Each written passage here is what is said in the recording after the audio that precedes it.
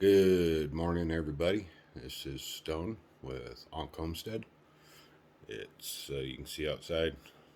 It's just a little past zero dark 30. What is this? Monday, December 6th, 2021. Finally made it to December, and I'm not gonna be sorry to see this year go, but there were some good things about it. Anyway, this is gonna be a little spot called Morning Coffee, and it's just for me to throw some thoughts, ideas, and information at you without going into a specific topic regarding homesteading, farming, gardening, self sufficiency. I'll post these every once in a while, and it'll be something like morning coffee with the date following it. First order of business this morning, being as how it's Monday, is the free subscription to 1 year of Countryside and Small Stock Journal, the magazine, goes to Sean Ostler. Sean responded to the giveaway video and is looking to have some resources available to check into to make sure that their little bit of property goes in the right direction. Awesome on you for not only having the property and the ideas and the hopes, but preparing yourself with a full toolbox before you get there. So, Sean, reach out. I need to get some information from you to make sure you get this right away. And you know how to get a hold of me. You're not that far away. Send me a message and we'll get you hooked up with that subscription to Countryside and Small Stock Journal. Get you going. Something else that's popped up lately, and it's been going on. This whole COVID thing. But we're give or take 2 years into this mess. It's caused a lot of panic and reframing of minds as far as life for a lot of people. And some people prioritize stocking up on toilet paper. Some people prioritized stocking up on canned foods. Some people prioritized on actually getting outside and getting their hands dirty, becoming more self sufficient. One of the things that people have suddenly discovered is home canning. It cracks me up. It really does.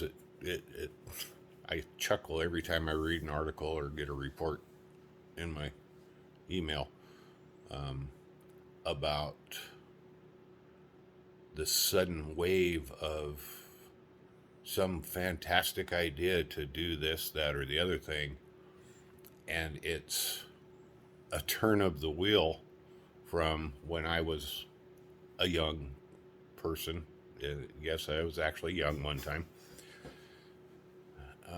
Me and Teddy Roosevelt were swimming buddies when we were kids. Anyway, the home canning thing, it's become almost a revolutionary idea, even in the cities now, especially among the younger folks, trying to save some money or have a little healthier lifestyle, etc., etc. Folks, where do you think these ideas came from? You know, one of these self-help guru dudes didn't come out of his marijuana coma and say, "Hey, how about this?" These things have been around for generations. Home canning is nothing new. In fact, it wasn't more than 3 generations, 4 generations ago that the great majority of rural families, at least in the United States, relied on home canning to get them through the year, especially the winter. So, ran into these the other day. I walked into the store. There's, the jars with the rings. They're finally starting to reappear after all the panic buying there. The jars with rings are starting to reappear. And I wasn't really paying attention, and I just looking to see if there was any sizes that I thought I'd better get a couple more and add to the pantry.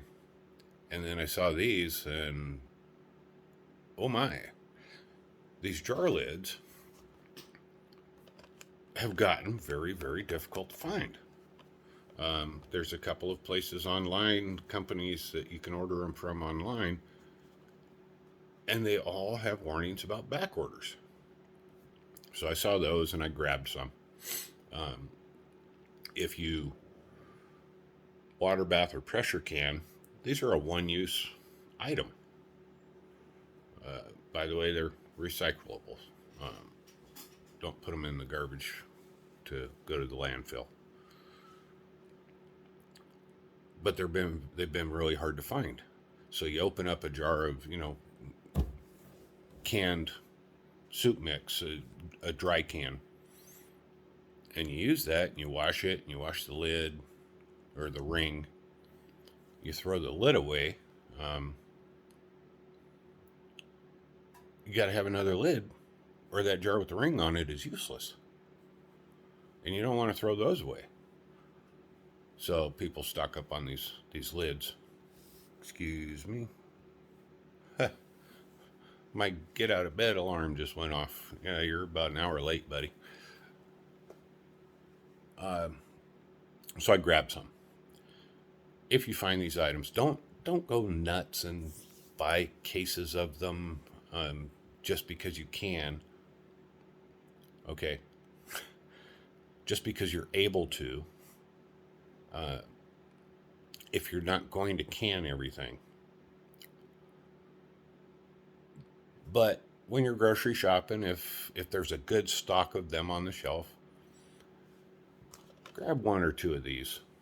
There's a dozen in here. Grab 1 or 2 of these and put them with your canning supplies. You will eventually use them. You're going to need them.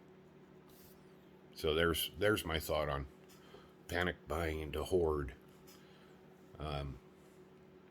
If you vacuum seal, you can get 2, maybe 3 uses out of these if it's vacuum sealed dry mixes. But otherwise,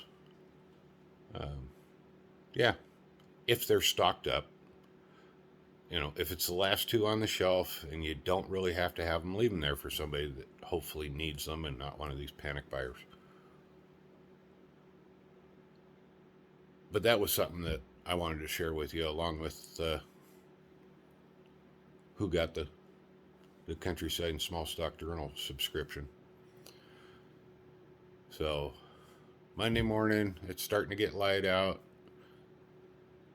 I suppose, if I have to, if you guys aren't familiar with Red Green, you've missed out on some great male humor. Things are coming along here. The weather's starting to get cold. Cold in the sense that we're finally starting to get a few snow flurries and the winter wind from the north is blowing.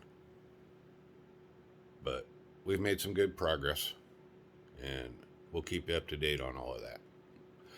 Guys, have an awesome day. Make sure Sean Osler get a hold of me. And go out, enjoy your coffee, do something good, primarily for yourself, and then share it with other people. Take care of yourselves. Peace.